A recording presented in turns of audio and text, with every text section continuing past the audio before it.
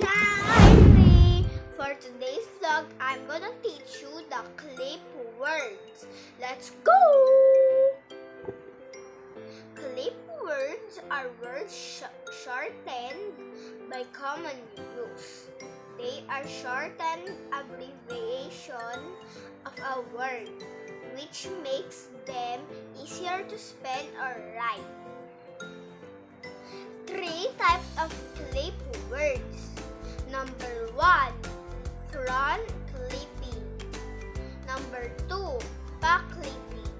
Number 3, middle clipping.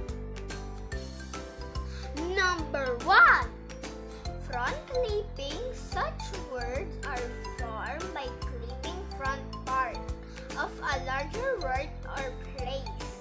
In front clipping, the end of the word is retained. Front clipping.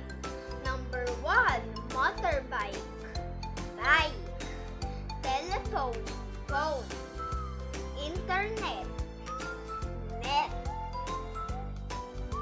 Number 2, back clipping. As we've seen in exam and examination, back clipping is when the back half of a word is deleted.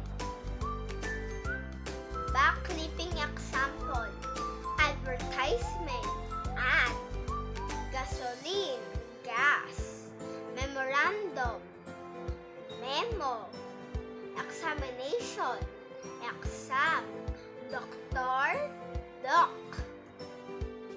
Number 3, middle clipped words are formed by clipping both front and back parts of a larger word or place. Only middle parts of the word is retained. Middle clipping example: influenza, flu, refrigerator, fridge.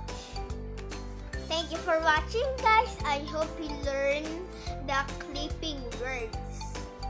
Like, turn on the bell button, and don't forget my job is SCP, and that is